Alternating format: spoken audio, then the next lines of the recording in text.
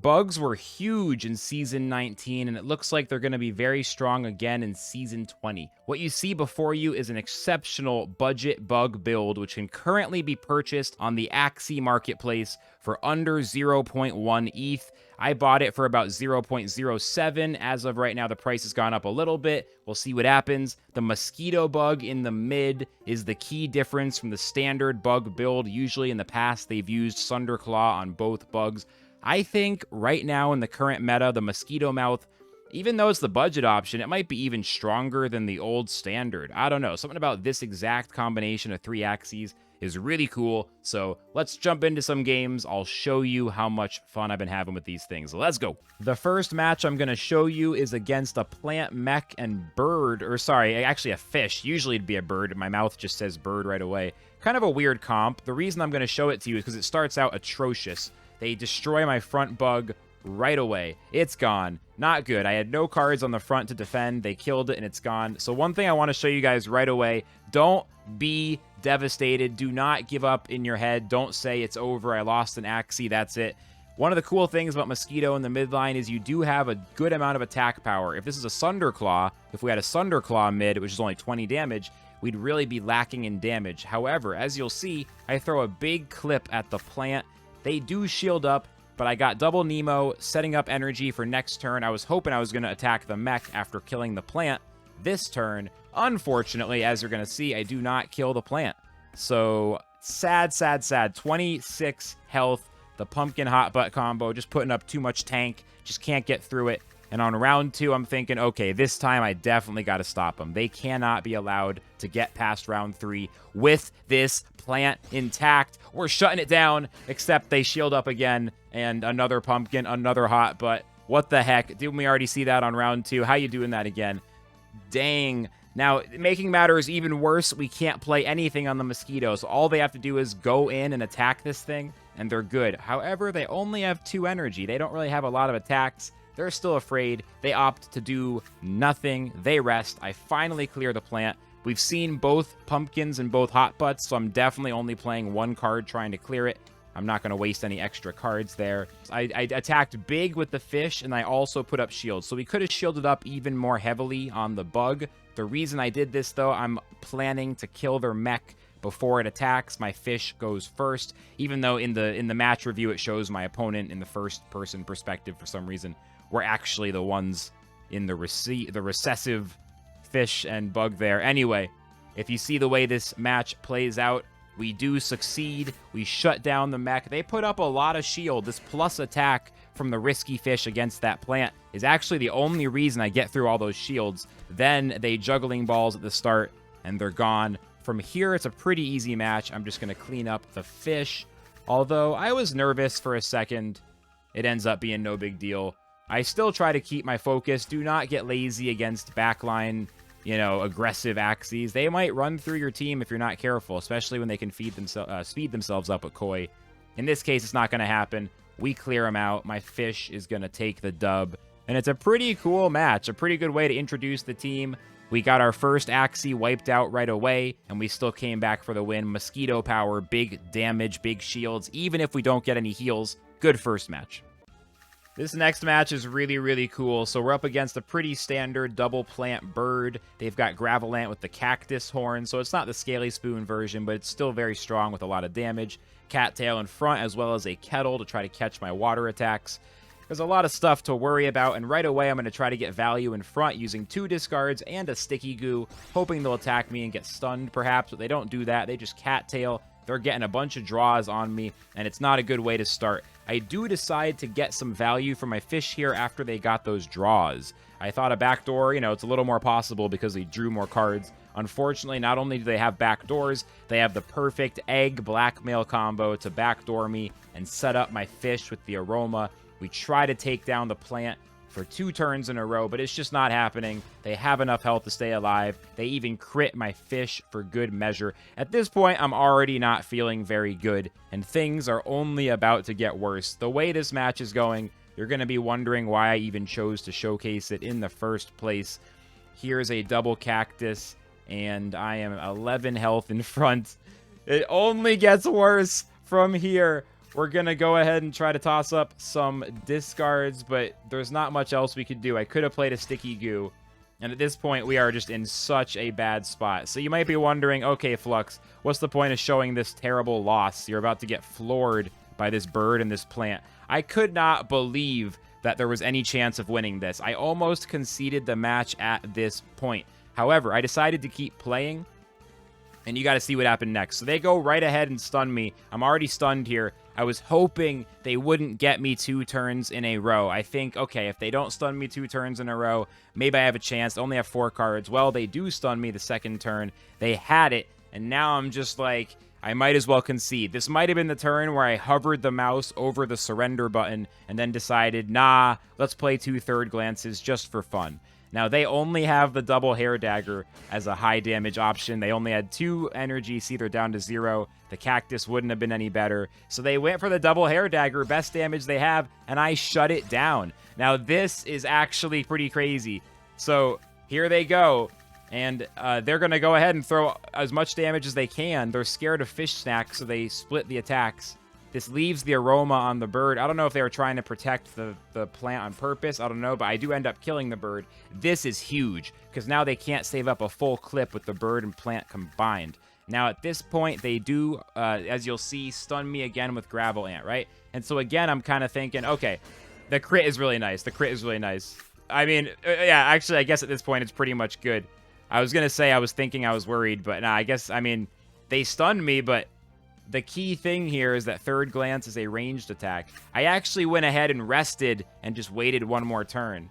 So the moral of the story is we got big heals with Mosquito, and we came back from that really wild position. I mean, sheesh.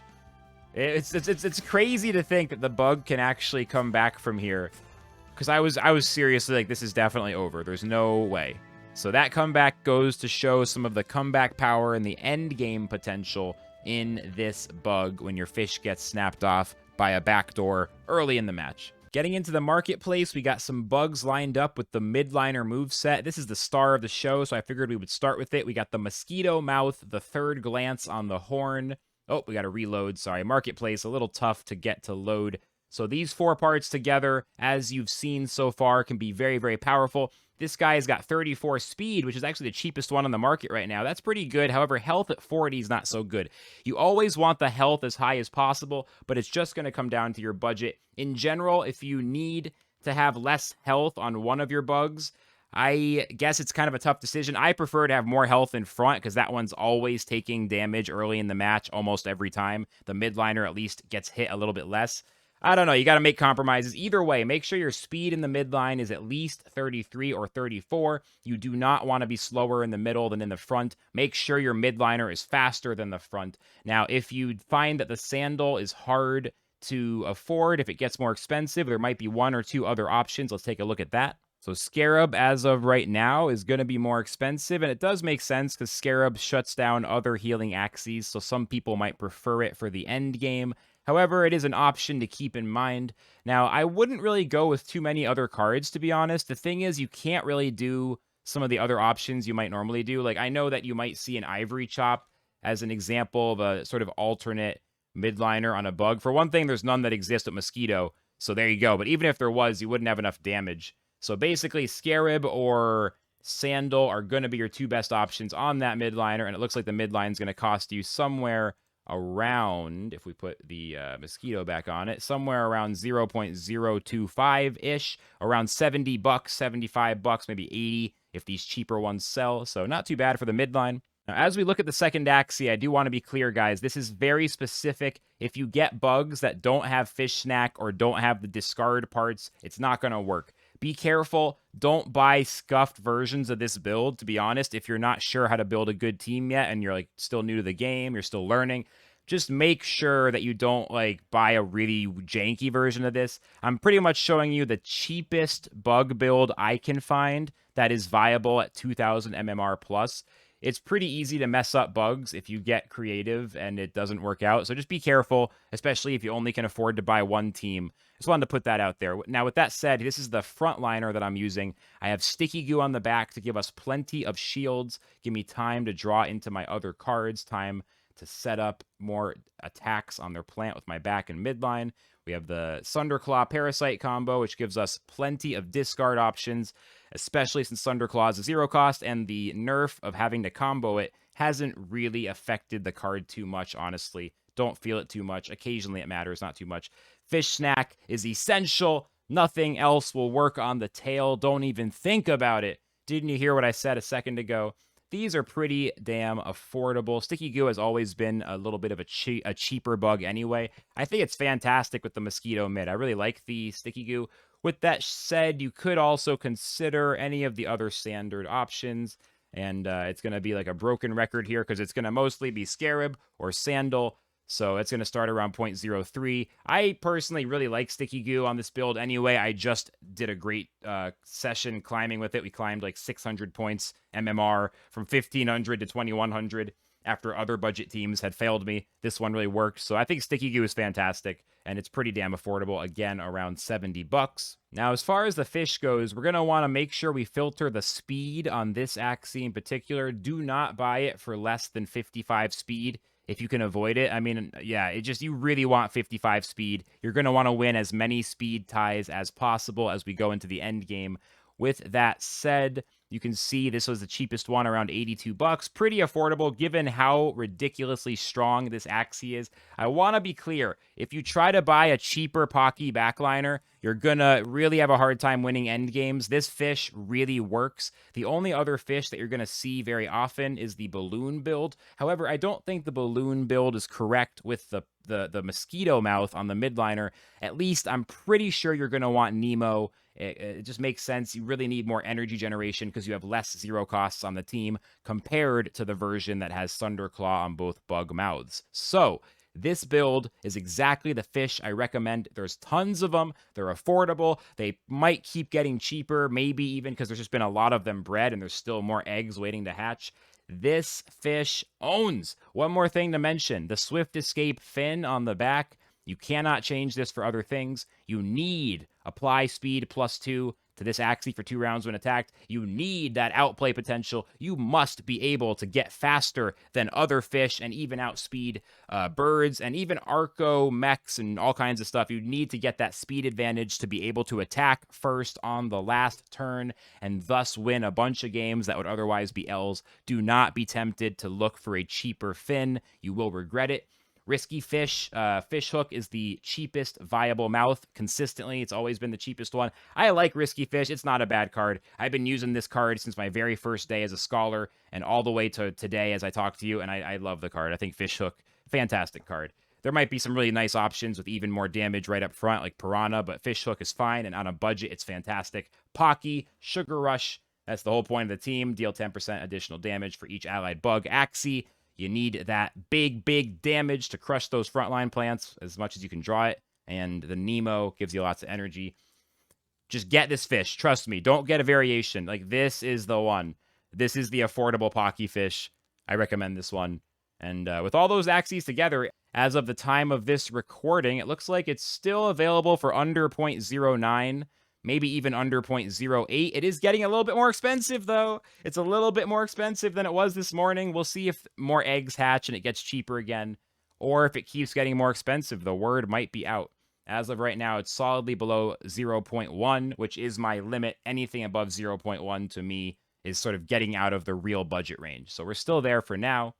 All right, let's get to some more matches. Okay, here's the third match, and this one does not start well. I make a mistake, I think, because they do have Swift Escape on this fish. Prioritize idle target when comboed with at least 2 additional cards. Not very common. I don't think it's considered to be a great card at high-level play, but my opponent clobbers me with it and does a great job outplaying me.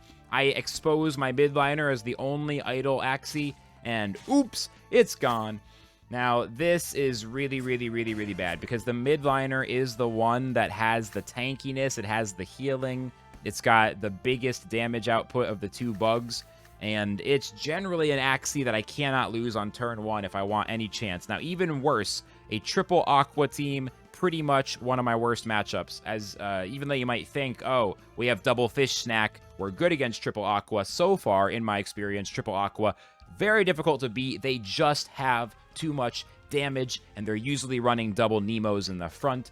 In this case, I do go ahead and discard 2 of their cards, as well as saving the Sticky Goos. I'm feeling pretty good after this turn, because I saved both Sticky Goos, they didn't attack, and I'm like, okay, cool, it worked. Now I play a Sticky Goo, we'll be fine.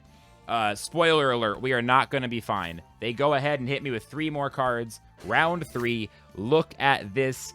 Man, this backliner with the Ronin double risky. You see what they got here with this comp is 2 Nemos in front for big energy. One of them's actually an Anemone. Talk about budget. This is definitely the kind of Axie you can pick up pretty cheaply these days. So this player, honestly, making a lot of, making a strong team, making a lot out of a pretty budget comp. So kudos to them.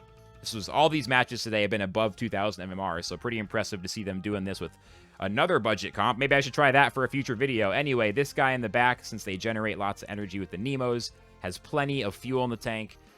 They are out of energy on round 4, but by now it doesn't matter. I've lost both my bugs. They have 3 fish alive, and my fish is not about to pull off any 1v3s. We might see some nice 1v2s. We could have a lot of damage output if we have a full hand with the fish in the end game. But on round 4, after a triple Aqua team just ran through everything I had, all they got to do is do exactly what this is. They defend, they keep generating energy, they wait until they get a full clip of cards on the fish. I played 3 cards here, I think, out of total desperation. I probably should have played that risky fish and at least killed the Anemone. Ultimately, they were gonna have lethal on me, and this is it. If I killed the Anemone, I don't think it would have gone any better. The 1v3 is just not happening. So this match, I guess, goes to show 2 things. One of them is that we're bad against triple Aquas with this build. The other is that you can't lose the midline bug early in the match. It's just going to be a real problem. Luckily, there are very few builds in the game that target the middle with lethal damage. We don't see a lot of Gerbil Jump, and Smart Shot is mostly used in slower poison builds on low damage Axies. So that's not a problem. So you should be fine, but this match is a cautionary tale. Don't lose the midliner. Our last match of the video is going to show us up against a plant, fish, and mech, kind of similar to the first team we saw, except these Axies have switched positions. The fish has Ivory Chop and Nemo for shields and energy generation. Also, they've got a Mosquito in the midline too. Hey, maybe it's not me who's the only one doing it. All right, let's see what happens here. First turn, I'm actually going to go ahead and explain what I did. Just one more time, make it super clear. You really want to do this when you can. Third Glance, Thunderclaw, Sticky Goo. Discarding cards and putting up a Sticky Goo for the stun on round 1.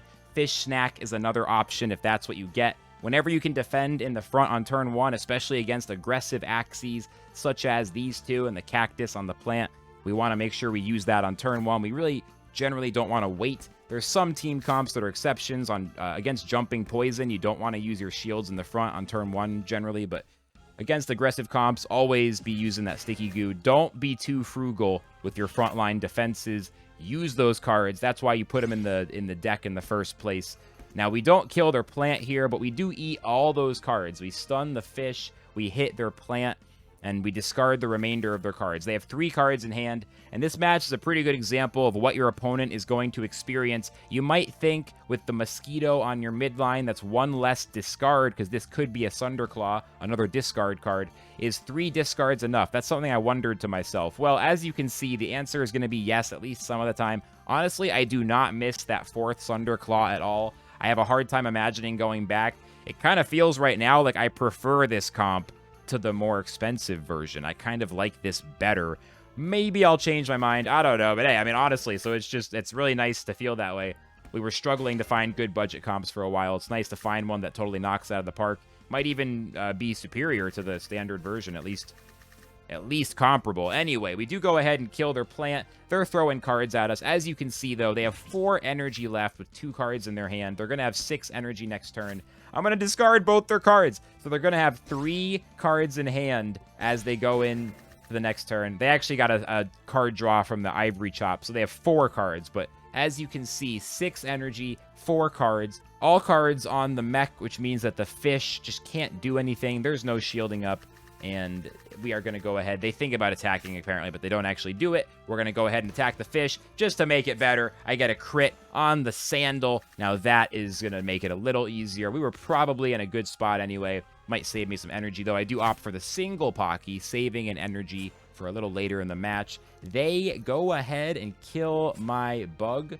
And this could be a little scary. This mech does have damage output. However, with the Finn, the Swift Escape in my hand, I know I can survive one round of attacks. Although, as you see, it's a little scary. All they need is one crit to turn this from a loss to a win. Nonetheless, we shut them down, don't even need the next turn. If we did need it, though, we'd have the speed advantage. And there you go. That's 3 wins and a loss, showing you how the team works. I really like this team. I think it's a lot more fun, a lot more thoughtful for me to play compared to the full discard variation. I'm loving it. Mosquito Bug in the midline, good stuff at a very good price. I hope y'all enjoyed this video. Please follow the channel, like this vid, leave a comment, and let me know what you thought. And I'll see y'all in the next video. Until next time, Flux signing out.